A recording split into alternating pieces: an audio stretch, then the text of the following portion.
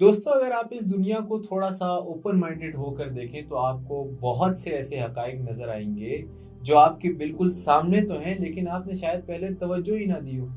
اسرائیلی بربریت پر فلسطینی صرف اللہ کی مدد کو پکار رہے ہیں کیونکہ وہ جانتے ہیں کہ دکھاوے کی اس دنیا میں ان کی مدد کرنے والا کوئی ملک نہیں ہے، یا شاید ایک آدھ۔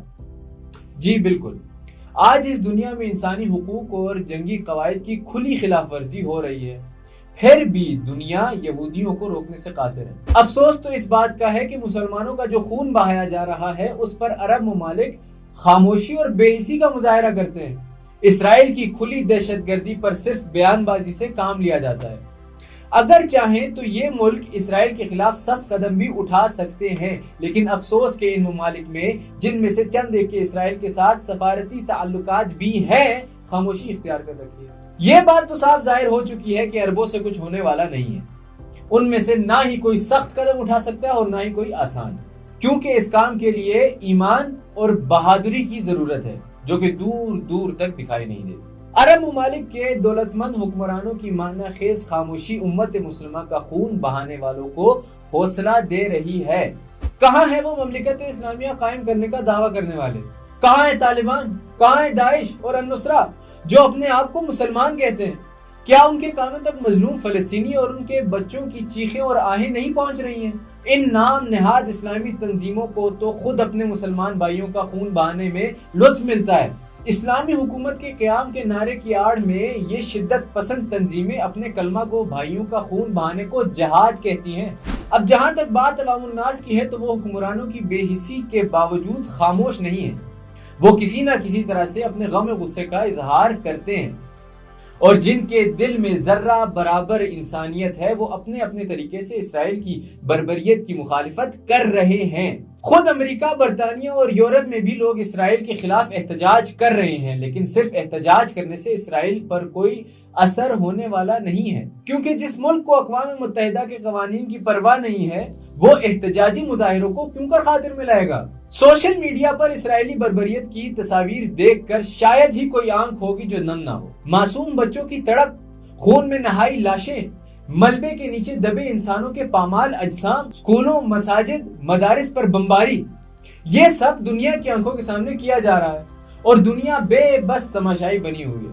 شاید ہی کوئی ایسا ملک ہو جو عملاً فلسطینیوں کی مدد کر رہا ہے۔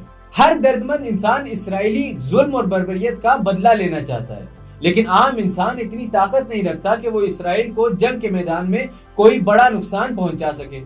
بہرحال عام انسان نے اسرائیل سے بدلہ لینے کا ایک مؤثر طریقہ ڈھونڈ نکالا ہے، وہ یہ کہ عام انسان اپنی روزمرہ کی زندگی میں جو مصنوعات استعمال کر رہا ہے ان کو کھنگالنے کے بعد یہ شناخت کر سکتا ہے کہ کون سی مصنوعات اسرائیل کی بنی ہوئی ہیں اور کن مصنوعات کے استعمال سے اسرائیل کو معاشی تقویت مل رہی ہے، کیونکہ بیشتر کمپنیاں یا تو اسرائیل کی مملکت ہیں یا ان کمپنیز کے اہم عہدیدار یہودی ہیں، اور کئی بڑی اور نامور کمپنیاں ایسی ہیں جو اسرائیل کو فنڈز فراہم کرتی ہیں جن کی مدد سے وہ ہتھیار بناتا ہے اور ان کا تجربہ فلسطینیوں پر کرتا ہے۔ اس فنڈ سے وہ فلسطینیوں کو ان کے گھروں سے نکال کر یہودیوں کی بستیاں آباد کرتا ہے۔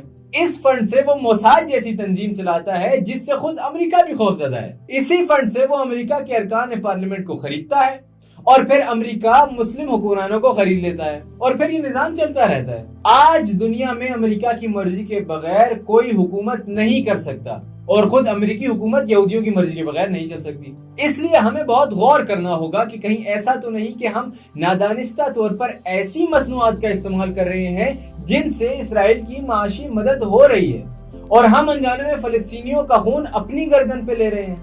اب اگر ہماری طرف سے اسرائیل کا بائیکاٹ کیا جائے تو ہم اسرائیل کو ایک بڑے پیمانے پر شکست دے سکتے ہیں۔ ہم اگر فلسطینیوں کی مدد کرنا چاہیں تو ہمیں ان تمام اشیاء اور تمام مصنوعات کا بائیکاٹ کرنا پڑے گا جن کی خرید و فروخت سے اسرائیل کو مدد ملتی ہے۔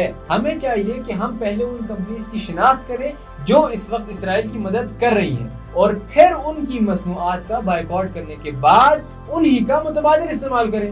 ایک چیز میں آپ کو بتانا ضروری سمجھتا ہوں کہ سال 2005 میں BDS نامی تحریک نے بین الاقوامی دنیا کو اسرائیل کے 10 بڑے برانڈز کا بائیکاٹ کرنے کی درخواست کی تھی، جن میں Intel, HP، Motorola, McDonald's, Pampers, soda Supreme, Ahava اور پھر اس کے علاوہ اسکائپ شامل تھے۔ دوستوں یہ بات میں اس لیے کر رہا ہوں کیونکہ مظلوم فلسطینی خواتین اور بچوں کا خون بہانے والے اسرائیل کی معیشت پر ضرب لگا کر ہم ان فلسطینیوں کو صہیونیوں کے ظلم و ستم سے کافی حد تک بچا سکتے ہیں۔ میرے خیال میں ہمیں اس معاملے کو سنجیدگی سے لینا ہوگا، ورنہ بے خبری اور کم علمی ہم سب کو ناقابل تلاقی نقصان پہنچا سکتی ہے۔ ذرا سوچئے۔ شکریہ۔